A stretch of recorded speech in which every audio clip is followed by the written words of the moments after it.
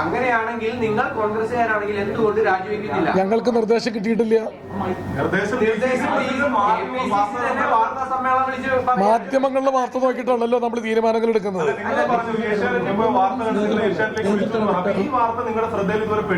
അല്ലേ ഇത് നിങ്ങൾക്കെതിരെ പോകുന്ന വാർത്ത നിങ്ങളുടെ ശ്രദ്ധയിൽപ്പെട്ടു. DCC പ്രസിഡന്റും പ്രതിപക്ഷ നേതാവും എല്ലാം അവിടെ തെറ്റ് സംഭവിച്ചു എന്ന് പറഞ്ഞാൽ അത് മാത്രം നിങ്ങളുടെ ശ്രദ്ധയിൽപ്പെട്ടു. പിന്നെ ഇതിന്റെ ഒരു കാര്യമുണ്ട്, ശരിയാണ്.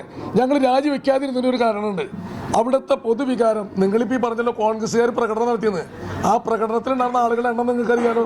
ഇത്ര വലിയൊരു സംഭവം നടന്നാൽ ഒരു 9 ആളാണോ അതിന് പ്രതിഷേധിക്കാൻ പറ്റുമോ? വെറും 9 ആളല്ലേ പ്രതിഷേധിക്കാൻ? അല്ല, കോൺഗ്രസ് BJPയുമായി കൈകോർക്കില്ലെന്ന സ്റ്റേറ്റിന്റെ പൊതുനിലപാട് സമ്മതിച്ചല്ലോ. BJPയുമായി ഈ സമയം വരെ കൈകോർത്ത് പിടിച്ചു നിന്നിട്ട് വാർത്താ സമ്മേളനത്തിൽ വന്ന് പറയുകയാണ് ഞങ്ങൾ കോൺഗ്രസ് ആണ്. ഒരു ന്യായം എന്നെ പറയുന്നതിന് BJPയുമായി കൈ കോർത്തിട്ടില്ലല്ലോ ഞങ്ങള്.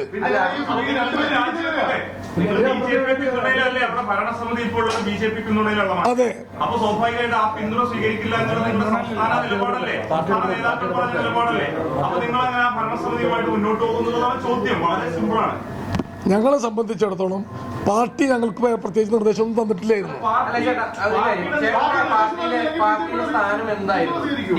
ജനറൽ സെക്രട്ടറി ആയിരുന്നു. KPCC പ്രസിഡന്റും VD സതീശൻ പ്രതിപക്ഷ നേതാവും DCC പ്രസിഡന്റും ഉൾപ്പെടെയുള്ളവർ ഇത്രയും കാലമായി ഇവിടെ പറയുന്ന കാര്യം ഒരു DCC എന്തായിരുന്നു ജനറൽ സെക്രട്ടറി ആയി ചേട്ടനെ അറിഞ്ഞില്ലെന്ന് പറഞ്ഞാൽ ചേട്ടനെ അവിടുത്തെ DCC ജനറൽ സെക്രട്ടറി.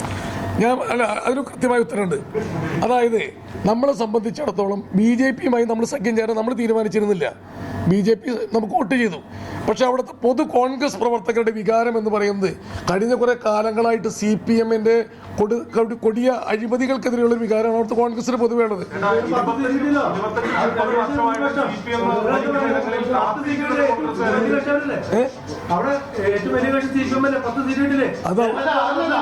പൊതുവികാരത്തിന് വേണ്ടി നയവും നിലപാടൊന്നും നമുക്ക് വേണ്ട. എന്തും സ്വീകരിക്കാൻ